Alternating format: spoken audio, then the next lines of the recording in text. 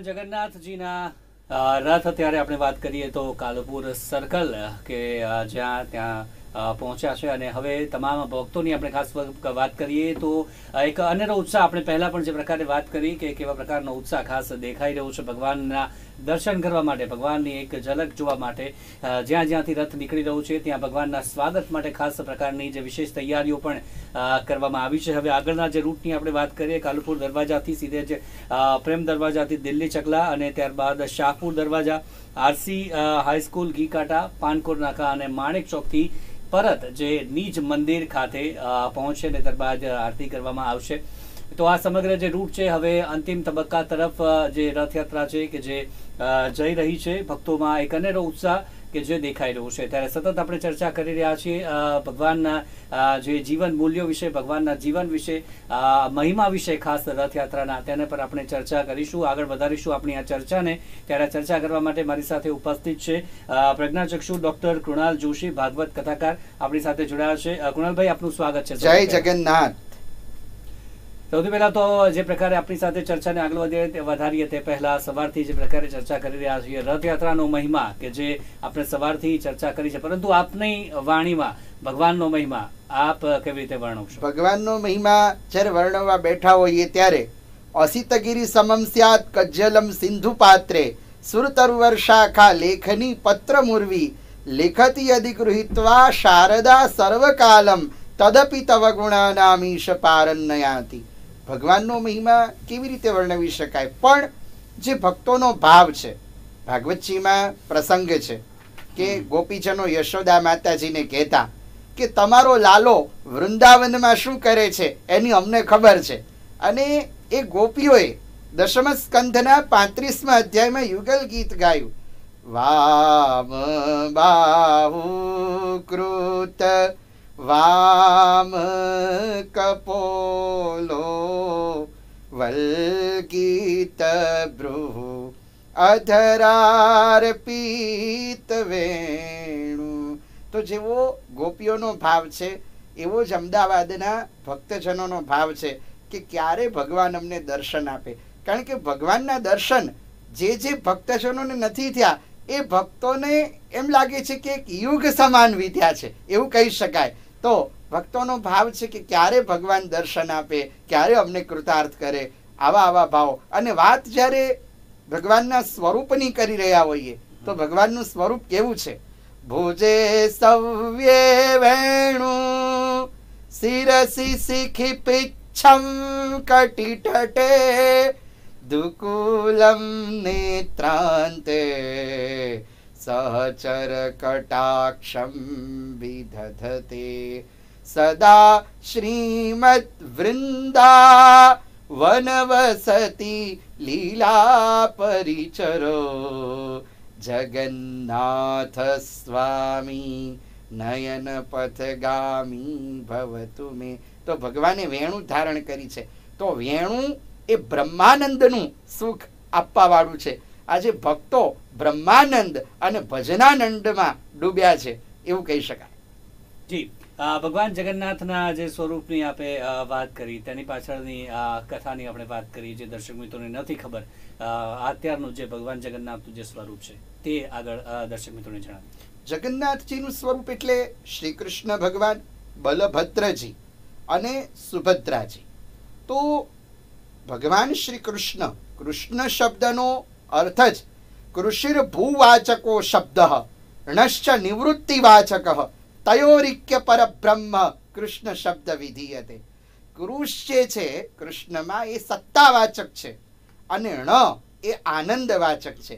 એટલે ભગવાન જગન્નાથ બધી જગ્યાએ વ્યાપક છે. વ્યાપક છે એટલે ભક્તજનોને આનંદ આપે છે.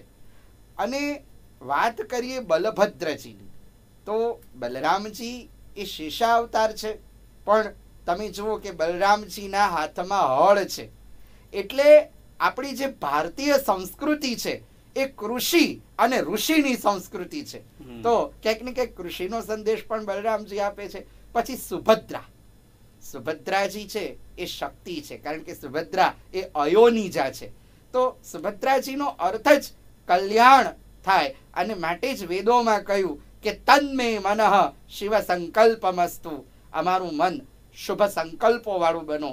પણ ભક્તજનોનો જે ભાવ છે કેવો છે કે હું તો તારી બોલાવું છે, પ્રભુ મારી ખબર તું લે.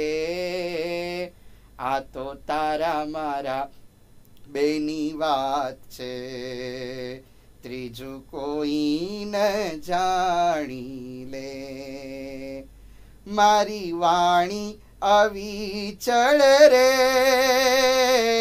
જો તું સંગાથે રે. મને તારો ઈશારો દે, મારી વાત તું કાને લે. મને પાગલ બનાયો તે, તારું શરણું સ્વીકાર્યું મેં. તો આવો ભક્તજનોનો ભાવ એ જગન્નાથજી, બલભદ્રજી અને સુભદ્રાજી પ્રત્યે જોડાયેલો છે. જી જી, જે પ્રેમ ભાવની આપણે વાત કરીએ, ભક્તિની વાત કરીએ, કૃષ્ણની ભક્તિની, જે મીરાની ભક્તિની વાત કરીએ, આ સિવાય અત્યારે પણ જે ઘણા બધા ભક્તોની આપણે જોતા હોઈએ છીએ, ભક્તો સાથે વાતચીત કરીએ છીએ, ત્યારે તેમની ભક્તિ પણ અનેરી હોતી હોય છે. સરસપુરની આપણે જે વાત કરીએ ખાસ કરીને, તો ત્યાં તમામ પોળોમાં જે પ્રકારનો માહોલ હોય છે દર વર્ષે, આ ભગવાનની ભક્તિમાં જે અત્યારે ગળાડૂબ જોવા મળી રહ્યા છે, તો પછી યુવાઓ પણ અત્યારે ખાસ જે જોવા મળતા હોય છે ખાસ રથયાત્રામાં, આ ભક્તિ વિશે શું કહેશો? સરસપુર એ ભક્તિનું પૂર કહેવામાં આવે છે. હવે પ્રશ્ન એ થાય કે રથયાત્રા સરસપુરમાં જ કેમ રોકાય છે, એ પણ એક પ્રશ્ન છે.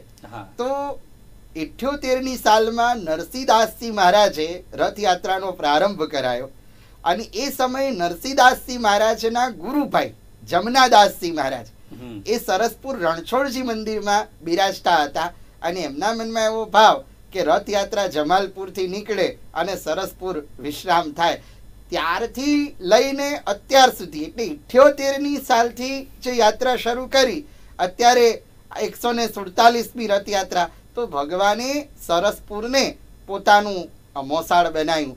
પણ એક આધ્યાત્મિક અર્થ એ પણ થઈ શકે કે માણસનું ઘર ભલે નાનું હોય, શેરી ભલે નાની હોય, પણ એનું મન મોટું હોવું જોઈએ. મન મોટું હોય ને તો ભગવાન અવશ્ય પધારે. અને એટલે જ ભક્તજનોનો કંઈક આવો ભાવ છે કે શેરી વડાવી સ્વચ્છ કરું ઘેરે આવો ને, હે હું તો કુમકુમના સાથિયા પુરાવું, મારે ઘેરે આવો ને. પણ એ ભગવાનનું સ્વરૂપ કંઈક બ્રહ્માનંદ સ્વામીજીના શબ્દોમાં કહીએ તો, જર કસિયો જામો હરી પેરી, માથે બાંધી પાગ સોનેરી. જર કસિયો જામો હરી પેરી, માથે બાંધી પાગ સોનેરી. રૂડો ફેટો ઓઢી મન લલે ચાવ તારે, રૂડા લાગો છો હીરા ચિંદ્ર મંદિર મારે આવ તારે, રૂડા લાગો છો. તો કંઈક આવો સરસપુર અને ખાસ કરીને પોળના ભક્તજનો છે, એમના મનમાં કંઈક આવો ભાવ જોવા મળી રહ્યો છે. જી જી, ચોક્કસથી. સરસપુર કે જે ત્યાં પણ આપણે જઈએ રથયાત્રાના દિવસે, તો આશરે 2 લાખ જેટલા લોકો કે જે પ્રસાદ લેતા હોય છે. તમામ પોળોમાં આપ જે પોળોમાં જાઓ તે પોળમાં તમને ભગવાનની પ્રસાદી કે જે મળતી હોય છે ખાસ. ત્યારે આગળ આપણે વાત કરીએ રથયાત્રામાં જે પણ આપણે અખાડાની વાત કરીએ, ભજન મંડળીઓ જે જોડાતી હોય છે, ખાસ જે ટ્રકની વાત કરીએ, ગજરાજની વાત કરીએ, આ તમામ આટલી મોટી રથયાત્રામાં શા માટે તેમનો સમાવેશ પણ કરવામાં આવ્યો છે? ગજરાજ સંબંધે જો વાત કરીએ તો એક ભગવાન ગણેશજીના ભક્ત હતા, અને ભગવાન ગણેશજીના ભક્ત પુરુષોત્તમ ક્ષેત્ર કહેતા જગન્નાથપુરીમાં ભગવાનના દર્શન કરવા માટે આવ્યા. પણ એમના મનમાં એવો ભાવ હતો કે ભગવાન જગન્નાથ મને ગણેશજીના સ્વરૂપમાં દર્શન આપે. એટલે ભગવાન તો ભક્તોના વશ છે, એટલે ભગવાને એમને ગણેશજીના સ્વરૂપમાં દર્શન આપ્યા. ત્યારથી તમે જુઓ કે જેઠ મહિનાની પૂનમના દિવસે પણ જ્યારે જળ યાત્રા નીકળે છે અને જળ યાત્રા પછી ભગવાનને ગજવેશ ધારણ કરવામાં આવે છે. એટલે ગજરાજની જે પરંપરા છે એ ત્યારથી છે. અને આપણી ખાસ કરીને જે અમદાવાદની રથયાત્રા છે, રથયાત્રાનો પ્રારંભ થાય તો બધાને તો આમંત્રણ અપાય, પણ સૌથી પહેલામાં પહેલું જો આમંત્રણ અપાતું હોય તો એ ગજરાજને અપાય છે. અને આ બધા ગજરાજોમાં, ગજરાજો તો ઉત્તમ છે, પણ રથયાત્રા માટે જે સરયુ દાસ, સરયુ પ્રસાદ નામના ગજરાજ, જેને પોતાનું જીવન સમર્પિત કર્યું રથયાત્રામાં, એ આજે યાદ આવે કે આવી રીતે ભગવાન ગણેશજીનું સ્વરૂપ પણ. અને ખાસ કરીને અખાડાઓ, તો અખાડાઓ જે છે, અખાડાના ઈષ્ટદેવ કે અખાડાના આરાધ્ય દેવ હનુમાનજી મહારાજ છે. તો જ્યાં ભગવાન શ્રી કૃષ્ણ હોય, ભગવાન રામ હોય, ત્યાં હનુમાનજી મહારાજની પણ ઉપસ્થિતિ હોય. અને ભજન મંડળી એ પ્રેમ લક્ષણા ભક્તિનું મહત્વ ક્યાંક ને ક્યાંક સમજાવતી હોય છે. કારણ કે હમણાં તમે જેમ રાધાજીની વાત કરી, મીરાની વાત કરી, તો રાધા અને મીરા માટે એમ કહેવામાં આવે છે કે એકે કાળ છે કરવત મુકાવી અને બીજી એ મુકાયા છે ખીલા, શામ તને રાધા ગમે કે મીરા. તો આવો કંઈક ભક્તોનો ભાવ આ ભજન મંડળીમાં જોવા મળે છે. અને વાત કરીએ જે શણગારેલી ટ્રકો છે, પ્રસાદ છે, તો પ્રસાદે સર્વ દુઃખાનામ હાનિનસ્યોપજાયતે. ભગવાનનો પ્રસાદ ગ્રહણ કરવાથી પણ તમારા દુઃખનો, તમારા કષ્ટનો નાશ થાય. કારણ કે જેવી રીતે ભગવાનના દર્શન કરીએ તો પ્રસાદ ભગવાનનો છે, એ પણ ભગવાનનું સ્વરૂપ છે. ને અહીંયા તો તમે જુઓ મગ, કેરી, જાંબુ, જે કેવા કેવા પ્રસાદો કે જેનાથી રોગો પણ દૂર થાય. અને આયુર્વેદના ક્યાંક ને ક્યાંક સિદ્ધાંતો રથયાત્રામાં જોડાયેલા લાગે છે, એવું મને દેખાય છે શિવમભાઈ. જી ચોક્કસથી પ્રસાદનું મહત્વ સાથે જ જે રથયાત્રામાં તમામ જે ટ્રક જે ખાસ શણગારવામાં આવતી હોય છે, દર વર્ષે જે અનેક સિદ્ધિઓની વાત કરીએ કે અમુક જે સામાજિક સંદેશાની વાત કરીએ, તેના સાથે ટ્રકોને શણગારવામાં આવે છે. ગજરાજ કે જેની આપણે વાત કરી, અખાડાઓ જે કેમ હોય છે તેની પણ આપણે વાત કરી. ખાસ જે પ્રકારે આપણે ઘણા બધા ભજન પણ સંભળાવ્યા, ત્યારે અન્ય એક ભજન કે જે આપણે કૃષ્ણના જે જીવનનું, કૃષ્ણના જે જીવનનાથી જે મૂલ્યો આપણે શીખીએ છીએ, તેને લગતું કોઈ ભજન આપ દર્શક મિત્રોને સંભળાવવામાં. તો ભગવાન કૃષ્ણ એ તો આપણને ઘણું બધું શીખવાડે છે જીવનમાંથી, એમના જીવનમાંથી ઘણું બધું શીખવાનું છે. અને ભગવાન શ્રી કૃષ્ણની અનેક લીલાઓ છે. તો એમાં જ્યારે ભગવાન ગિરિરાજજી ધારણ કરે છે ત્યારે ભગવાનનું સ્વરૂપ કેવું છે? જતી પુરાની શોભા, જતી પુરાની શોભા, જ્યારે જોઉં ત્યારે મને મારા શ્રીજી બાવા યાદ બહુ આવે, મને મારા શ્રીજી બાવા યાદ બહુ આવે.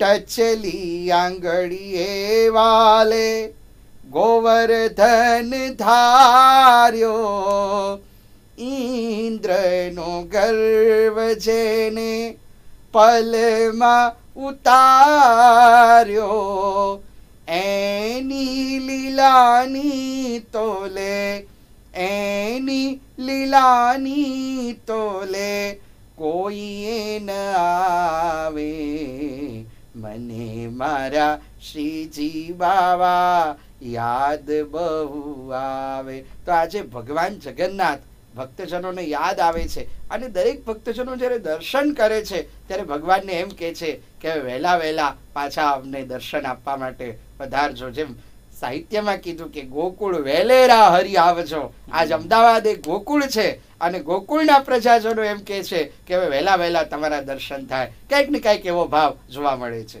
જી ચોક્કસથી આપણે જે ભગવાનના જીવનની સમગ્ર વાત કરીએ કૃણાલજી, તો આપણા જીવનમાં જ્યારથી તેમનો જન્મ થયો ત્યારબાદ જે કિશોરાવસ્થાની વાત કરીએ, યુવાવસ્થાની વાત કરીએ, કે પછી ત્યારબાદ રાજા બન્યા છે, તે કોઈ પણ ભૂમિ પર તે સ્થાયી ત્યાં રહ્યા નથી. ત્યાંથી તે ભૂમિ છોડીને પછી અન્ય ભૂમિ પર ગયા છે. આ તેમનું જે જીવન છે તે શું શીખવી જાય છે, તે શું કહેવા માંગે છે? એક તો ભગવાન શ્રી કૃષ્ણનું પ્રાગટ્ય થયું, પહેલું સમજીએ કે એમનું પ્રાગટ્ય થયું ત્યારે કોઈ હસવા વાળું નહોતું. અને ભગવાન ધામમાં ગયા ત્યારે કોઈ રોવાવાળું નહોતું. હમ. તો આ બે પરિસ્થિતિ એટલે આ માત્ર ભગવાન કૃષ્ણની પરિસ્થિતિ નથી, પણ દરેકના જીવનની પરિસ્થિતિ છે કે પરિસ્થિતિ નથી, પણ પ્રભુનો પ્રસાદ છે. આ લીલા ચરિત્ર દ્વારા ભગવાન શ્રી કૃષ્ણ મને ને તમને સમજાવે છે કે મુસીબતોનો કિનારો આવે ત્યારે મજા આવે છે, મુસીબતોનો સિતાર ચમકે ત્યારે મજા આવે છે, સિતમ પર સિતમ ગુજરે ત્યારે મજા આવે છે, અને આપણે આપણી હરકતોને સુધારીએ તો મજા આવે છે. પરિસ્થિતિ તો આવે, પણ એનું સામનો કરતા શીખવું જોઈએ. તમે જુઓ કે ભગવાન કૃષ્ણ મથુરામાં પ્રગટ્યા, પછી ગોકુળમાં ગયા, ગોકુળમાં રહ્યા ન રહ્યા, પછી સતત મથુરામાં ગયા, દ્વારિકામાં ગયા. તો જે સતત વિચરણ કરતા રહ્યા છે એમને ખાલી શાંતિનો અનુભવ પ્રભાસ ક્ષેત્રમાં થયો છે. પ્રભાસ ક્ષેત્રમાં જે ભગવાનનો રસ છે એ શાંત રસ છે. પણ ભગવાન શ્રી કૃષ્ણ એમ કહેવા માંગે છે કે કોઈ પણ વ્યક્તિ કર્મને જ પોતાની પૂજા સમજે, કોઈ પણ વ્યક્તિ નિષ્ઠાથી કર્મ કરે તો એ એની પૂજા છે. આવું ભગવાન કૃષ્ણ પોતાની લીલા ચરિત્ર દ્વારા સમજાવવા માંગે છે. જી, જે ભગવાનની વાત કરી, એમની લીલાઓની આપણે વાત કરી, જે ગીતાની પણ આપણે વાત કરીએ તો ટૂંકમાં જે ગીતાનો સાર આપણે કહેવો હોય તમામ જે દર્શક મિત્રોને, ભગવાને જે ગીતા કહી છે, તો આપની વાણીમાં શું કહેશો? ટૂંકમાં ગીતાનો સાર કેવો હોય તો ભગવાન શ્રી કૃષ્ણ એમ કહેવા માંગે છે કે કામ કરતો જા, હાક મારતો જા, નિરાશ થઈશ નહીં, અને મદદ તૈયાર છે. જીવનમાં પરિસ્થિતિ આવે, આપણે કહીએ ને કોઈ પણ વસ્તુ અસંભવ, તો અસંભવમાંથી ખાલી અશબ્દને કાઢી નાખીએ તો જીવનમાં બધું જ સંભવ છે, એમ ગીતા સમજાવે છે. અને આજે સુંદર પદ મને સ્મરણ થાય કે પલે પલે તારો જીવન સંદેશો, આંખોની મારી ભીંજાવી રહ્યો છે, કલિયુગના પંજે પીખાતા રહેલા માનવ કલેવરને સજાવી રહ્યો છે, પલે પલે તારો.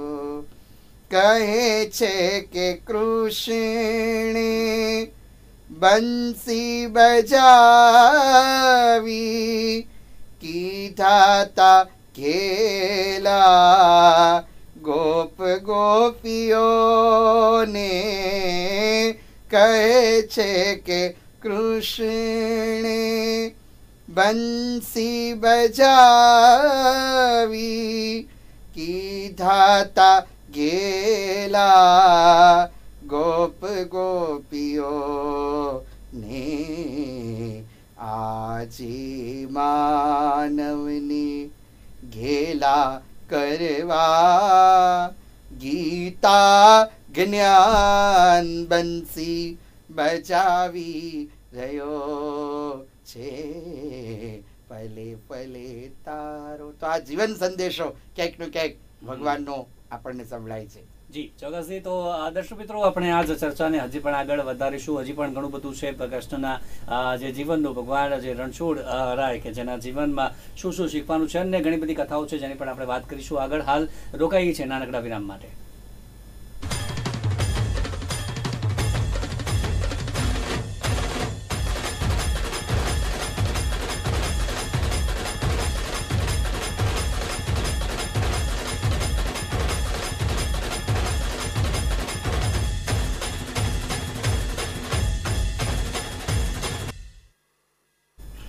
તો વિરામ બાદ આપ સૌનું સ્વાગત છે.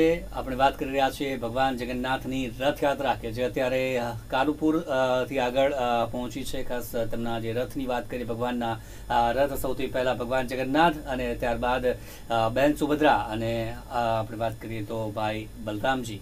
કે જેમના રથ કાલુપુરથી આગળ નીકળી ગયા છે અને સાથે જ હવે નિજ મંદિર તરફ પરત ફરી રહ્યા છે અને તમામ જગ્યાએ હાલ તો ભગવાનના સ્વાગત માટેની તૈયારીઓ કરવામાં આવી છે. પ્રેમ દરવાજા ખાતે ખાસ તેમનું સ્વાગત કે જે કરવામાં આવનાર છે અને સાથે જ આ ભગવાન જગન્નાથની રથયાત્રા છે તેને લઈને સવારથી આપણે ચર્ચાઓ કરી રહ્યા છીએ.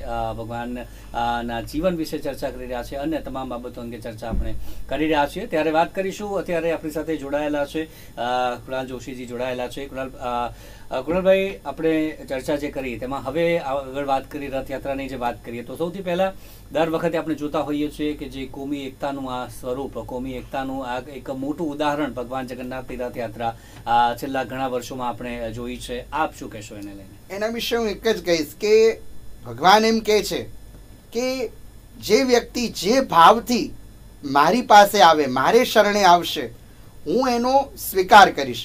ગીતાજીમાં ભગવાને 9મા અધ્યાયમાં કહ્યું કે અનન્યાંશ ચિંતયંતુ મામ યે જના પરિઉપાસતે તેષામ નિત્યાભિયુક્તાનામ યોગક્ષેમં વહામ્યહમ. યોગક્ષેમ હું જ સંભાળું છું. કોઈ પણ વ્યક્તિ તપ કરે, પછી કોઈ પણ વ્યક્તિ હોય, ભગવાન એને ફળ આપે જ, એમાં કોઈ બેમત નથી. અને જ્યારે આ વાત થતી હોય ત્યારે સુંદર એક ગીત યાદ આવે. આમ તો હિન્દી ગીત છે પણ એના શબ્દો આ પ્રસંગે બહુ સમજવા જેવા છે. જ્યારે તમે આ પ્રશ્ન પૂછ્યો છે ત્યારે કે ઇસ ધરતી પર બસને વાલે સબ હૈ તેરી ગોદ કે પાલે. इस धरती पर बसने वाले सब है तेरी गोद के पाले, सब है तेरी गोद के पाले. कोई नीच न कोई महान, सबको सन्मति दे भगवान, सबको सन्मति दे भगवान. सारा जग तेरी संतान, सारा जग तेरी संतान. તો આપણે બધા ભગવાનના પુત્રો છીએ. જે ભાવ ગીતમાં છે એ જ ભાવ ઉપનિષદોમાં પણ વર્ણવ્યો છે કે વયમ અમૃતસ્ય પુત્રાહ. આપણે બધા ભગવાનના જ પુત્રો છીએ.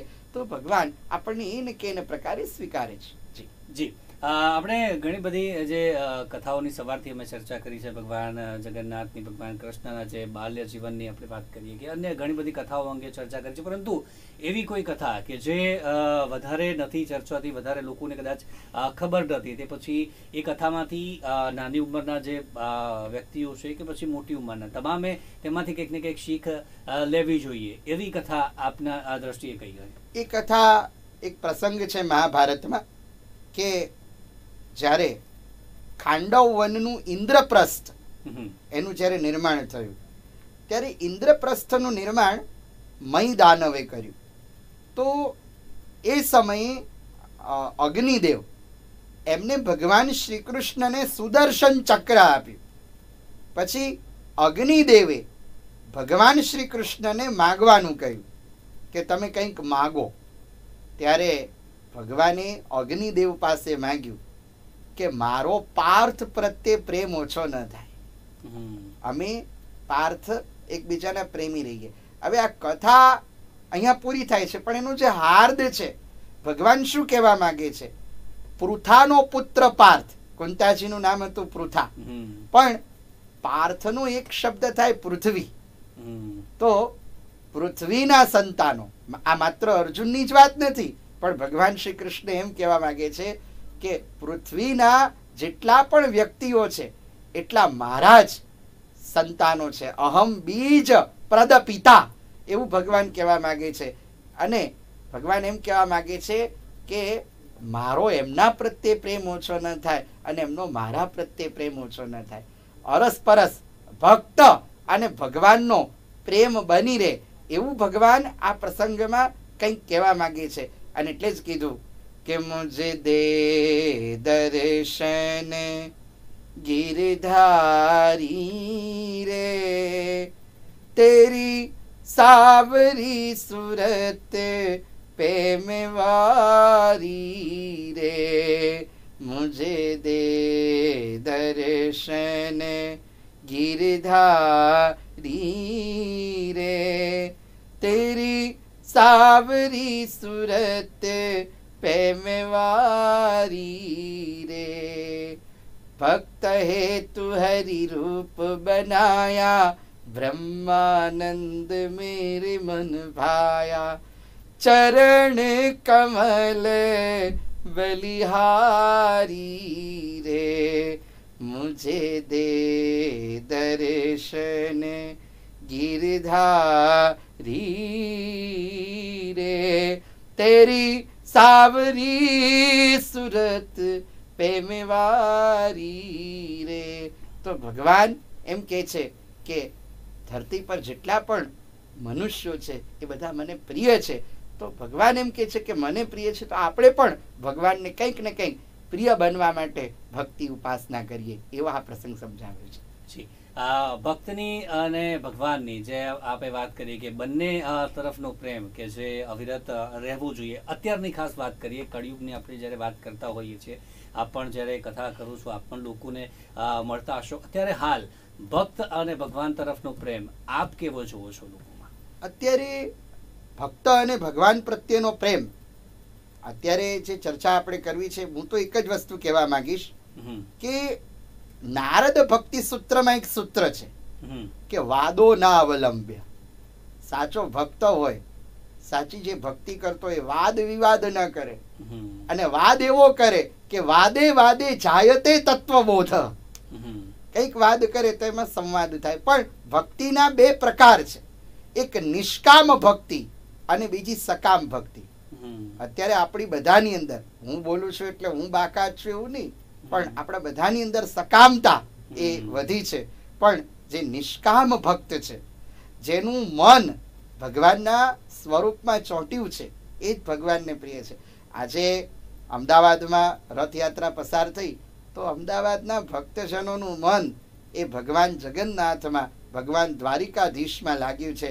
અને એટલે જ ભક્તજનો કંઈક એવો ભાવ વ્યક્ત કરે છે કે તારા સ્વરૂપ ન્યારા ન્યારા, મેં તો તન મન ધન વાર્યા, તારા સ્વરૂપ ન્યારા ન્યારા, મેં તો તન મન ધન વાર્યા, ઓ મોર મુકુટ ધરનારા, મારી ભૂલો ના ભૂલનારા, દ્વારિકા વાળા દ્વારિકા વાળા દ્વારિકા વાળા દ્વારિકા વાળા, તમે સતત્વોની તાર્યા, તમે અસુર ગણો સંહાર્યા, તમે પ્રેમ લક્ષણા થઈ સહુના ઉર અંતર પથરાયા, તમે સતત્વોની તાર્યા,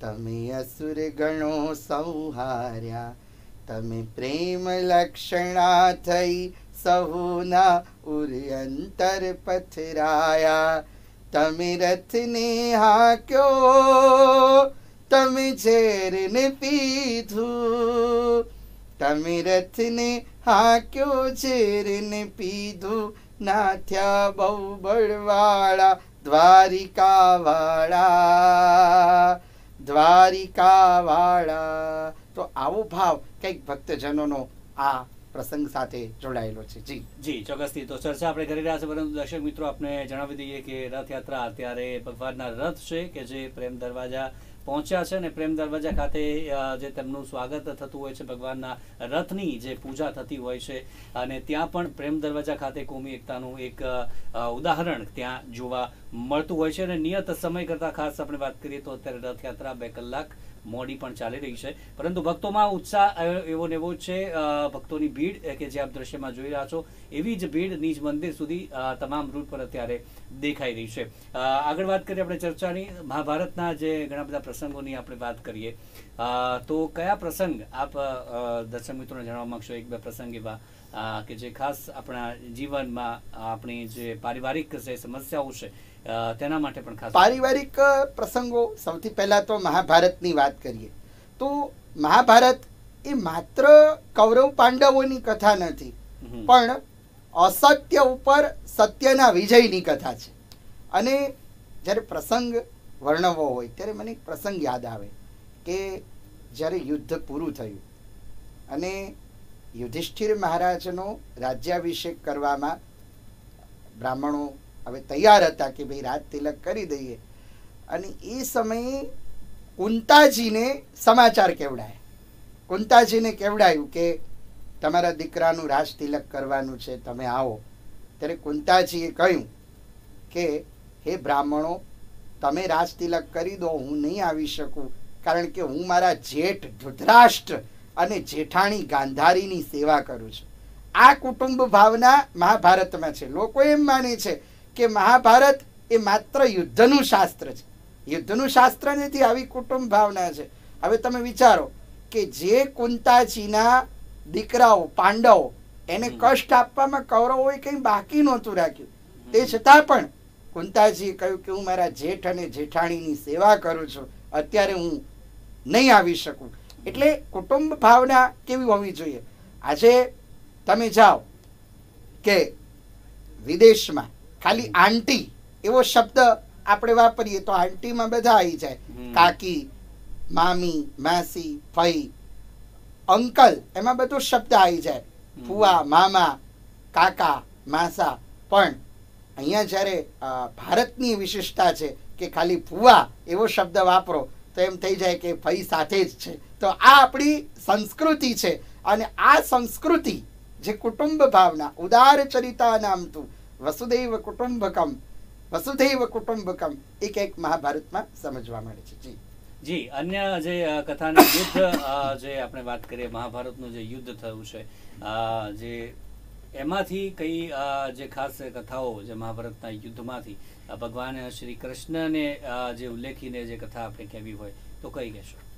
એમાં તો ઘણી બધી કથાઓ છે, પણ એમાં એક પંક્તિ, એક પ્રસંગ મને યાદ આવે કે ચિત્ત તું સિદ્ધને ચિંતા કરે, કૃષ્ણને કરવું હોય તે કરે.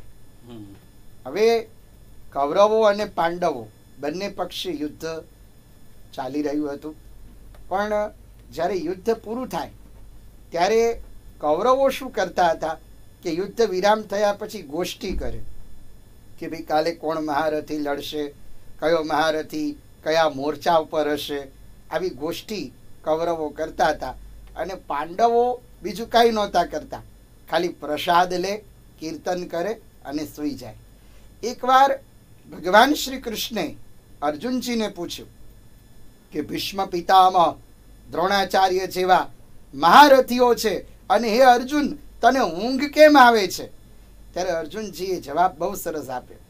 અર્જુનજીએ કહ્યું કે મને ઊંઘ એટલા માટે આવે છે, મને નિદ્રા એટલા માટે આવે છે કે મારી ચિંતા કરવા વાળા ભગવાન કૃષ્ણ જાગે છે, પછી મારે શું કામ જાગવાની જરૂર. એટલે સંપૂર્ણ ભરોસો જે સુરદાસજીએ પોતાના પદમાં કહ્યું કે દ્રઢઈન ચરણન કેરો ભરોસો, દ્રઢઈન ચરણન કેરો, શ્રી વલ્લભ નખ ચંદ્ર છટાવીન, સબ જગ માહી અંધેરો ભરોસો, દ્રઢઈન ચરણન કેરો. તો આ રથયાત્રાનો પ્રસંગ હોય કે પછી મહાભારતના પ્રસંગો હોય કે કોઈ પુરાણોના પ્રસંગ હોય, પણ પ્રસંગ એ સમજાવવા માંગે છે કે પ્રભુ પર વિશ્વાસ રાખનાર વ્યક્તિ પોતાના જીવનમાં ક્યારેય નિરાશ થતો નથી. જી, પ્રભુ પર વિશ્વાસ ની ખાસ વાત કરીએ. આગળ આપણે વાત કરીએ જે ભગવાન શ્રી કૃષ્ણ ને જાણવાની વાત કરીએ તો અંદરથી ભગવાન શ્રી કૃષ્ણને જાણવા અને બહારથી ભગવાન શ્રી કૃષ્ણને જાણવા. પછી આપણે ઉદાહરણ લઈએ દુર્યોધનનું અને અર્જુનનું ઉદાહરણ લઈએ. જ્યારે નારાયણની સેના માગવાની વાત હોય કે મારે તારે શું જોઈએ છે, ત્યારે આ જે પ્રસંગ છે, જ્યારે દુર્યોધનની વાત કરીએ કે અર્જુનની વાત કરીએ, એ બંનેની આખી અલગ જ છે કે તેમણે બહારથી જાણ્યા શ્રી કૃષ્ણને કે કૃષ્ણ રાજા છે, તેમની પાસે આટલી સેના છે. જ્યારે અર્જુન કે જેમને ખબર હતી કે કૃષ્ણ છે એ જે મારી સાથે છે તો મને કંઈ નહીં થાય. એ તો જો ભગવાન શ્રી કૃષ્ણે પોતાના લીલા ચરિત્રમાં કે પોતાના સમગ્ર જીવનમાં 3 વખત વિશ્વરૂપ દર્શન કરાયા છે, વિરાટ સ્વરૂપ. એક વખત જ્યારે માટી ખાધી ત્યારે યશોદા માતાજીને વિરાટ સ્વરૂપના દર્શન કરાયા. પછી બીજી વાર હસ્તિનાપુરમાં દુર્યોધનને વિરાટ સ્વરૂપના દર્શન થયા. અને ત્રીજી વાર કુરુક્ષેત્રની રણભૂમિ પર અર્જુનજીને વિરાટ સ્વરૂપના દર્શન થયા. પણ ત્રણેયની સ્થિતિ અલગ અલગ થઈ. યશોદા માતાજી એમને વિરાટ સ્વરૂપના દર્શન થયા તો યશોદા માતાજી ભાવ વિભોર બની ગયા, ભગવાનનું એ સ્વરૂપ જોયું. પછી દુર્યોધને ભગવાનનું વિરાટ સ્વરૂપ જોયું તો દુર્યોધન એ ભયભીત થઈ ગયો. અને અર્જુને જ્યારે કુરુક્ષેત્રની રણભૂમિ પર ભગવાનનું વિરાટ સ્વરૂપ જોયું તો કુરુક્ષેત્રની રણભૂમિ પર અર્જુન મહારાજ એ આભા બની ગયા, એ આભો થઈ ગયો. અને એટલે જ અર્જુને ગીતાજીના 11મા અધ્યાયમાં કહ્યું કે સખેતિ મત્વા પ્રસભમ યદુક્તમ હે કૃષ્ણ હે યાદવ હે સખેતિ અજાનતા મહિમાનમ તવેદમ મયા પ્રમાદા પ્રણયેન વાપી. સખેતિ મત્વા, અર્જુનજી કહે છે કે મેં તમને ક્યારે સખા કીધા, મેં તમને ક્યારે યાદવ કીધા, પણ આજે મને સમજાયું કે તમે તો પરાત્પર બ્રહ્મ છો. એટલે કૃષ્ણને જાણવા એ જ્ઞાન છે અને એમને માણવા એનું નામ ભક્તિ છે. તો આજે કહેવાનું મન થાય કે અમદાવાદના ભક્તજનોએ જગન્નાથજીને જાણ્યા પણ છે અને માણ્યા પણ છે. જી, મહાભારતની ચર્ચા કરી જ રહ્યા છીએ ત્યારે જેણે વાંચેલું છે તે અને જોયેલું છે તેમને ખબર છે, પરંતુ ઘણા બધા આજના જે ખાસ યુવાઓ છે તેમને ખબર છે કે જે યુદ્ધ થયું, યુદ્ધમાં પાંડવો જીત્યા ત્યાં સુધી ખબર છે, પરંતુ ત્યારબાદ આપણે વાત કરી ત્યારબાદના પ્રસંગો કયા કયા છે જેમાં ભગવાનના જે દેહ ત્યાગ સુધીની આપણે વાત કરીએ અને ત્યાંથી કથા જે જોડાયેલી છે કે તેમના હૃદયને કે જે પુરીમાં અત્યારે સ્થિત છે, આ જે કથા છે મહાભારતના યુદ્ધ બાદની, તે સમગ્ર પ્રસંગ શું છે? યુદ્ધ પછીની જે કથા છે કે યુધિષ્ઠિર મહારાજને શોક થયો, ટૂંકમાં કહું તો કે સ્વજનોથી છીનવેલી જે સત્તા છે એ મને શાંતિ નથી આપતી. એટલે ભગવાન શ્રી કૃષ્ણ ભીષ્મ પિતામહને યુધિષ્ઠિર મહારાજને કુરુક્ષેત્રમાં લઈ આવ્યા. અને ભીષ્મ પિતામહ બાણ શૈયા ઉપર પડ્યા હતા. શયાનમ સરપંજરેત. તો ભગવાને યુધિષ્ઠિરજીને કહ્યું કે આ જ્ઞાનનો સૂર્ય અસ્ત થાય છે, તમે કઈ જ્ઞાન મેળવો. એટલે ભીષ્મ પિતામહે આખી રાજનીતિ યુધિષ્ઠિર મહારાજને કહી. એટલું નહીં, પણ આપણે જે વિષ્ણુ સહસ્ત્રનો પાઠ કરીએ છીએ એ પણ મહાભારતમાંથી જ આ પ્રસંગ આવ્યો છે. કારણ કે ભીષ્મ યુધિષ્ઠિરના સંવાદમાં આ પ્રસંગ છે. જગત પ્રભુમ દેવદેવમ અનંતમ પુરુષોત્તમમ સ્તુવન્નામ સહસ્રેણ પુરુષ સતતોત્થિત તમેવ ચાર્ચયમ નિત્યમ ભક્ત્યા પુરુષમવ્યયમ ધ્યાયન સ્તુવન નમસ્યંચ યજમાનસ્તમેવ ચ. તો આ વિષ્ણુ સહસ્ત્ર પણ એમાંથી જ ઉદ્ભવ્યું. તો આ બધી વાતો થઈ, પણ મહત્વની વાત એ છે કે ગાંધારી એમને ભગવાનને શ્રાપ આપ્યો. ગાંધારીએ શ્રી કૃષ્ણ ભગવાનની સ્તુતિ કરી. જે શ્લોક આપણે બોલીએ છીએ કે ત્વમેવ માતા ચ પિતા ત્વમેવ ત્વમેવ બંધુશ્ચ સખા ત્વમેવ ત્વમેવ વિદ્યા દ્રવિણમ ત્વમેવ ત્વમેવ સર્વમ મમ દેવ દેવ. તો આમાં 7 વખત ત્વમ શબ્દનો પ્રયોગ કર્યો છે. તો પહેલા ગાંધારીજીએ સ્તુતિ કરી અને પછી ભગવાનને કહ્યું કે આ બધું તમારા લીધે થયું. હું ભારતની સતી નારી તમને શ્રાપ આપું છું કે જેવી રીતે મારા કુળનો નાશ થયો એવી રીતે આજથી 36 વર્ષ પછી તમારા કુળનો નાશ થશે. પણ ભગવાને ગાંધારીનો શ્રાપ મસ્તકે ચડાયો અને બ્રાહ્મણોએ પણ યદુવંશને શ્રાપ આપ્યો હતો. ઋષિમુનિઓએ, જે કથા ભાગવતજીમાં છે. એને પણ ભગવાને પોતાના, કારણ કે ધામમાં જવાનું હતું અને ધામમાં ગયા પછી પણ ભગવાન જગન્નાથજીનું સ્વરૂપ કલયુગમાં પ્રગટ કરવાનું હતું, તો કંઈક નિમિત્ત તો જોઈએ. તો આ બધા પ્રસંગોને ભગવાને નિમિત્ત બનાવ્યા. જેવી રીતે આપણું અહીંયા સ્ટુડિયોમાં બેસવું એ નિમિત્ત છે કે તમે ને હું મળ્યા અને આટલી જ્ઞાન ચર્ચા કરી, એ નિમિત્ત છે. તો ભગવાને પણ કોઈ ના કોઈ તો નિમિત્ત જોઈએ. તો આ બધી વસ્તુને આજે પ્રશ્ન થાય ને કે કોઈ મહાભારત વાંચે તો ઘણા પ્રશ્ન પૂછે કે ભાઈ આમ કેમ થયું, દુર્યોધને આમ કેમ કર્યું, અર્જુને આમ નહોતું કરવું જોઈતું. પણ આ બધાનું એક જ ઉત્તર છે કે હરિની ઈચ્છા.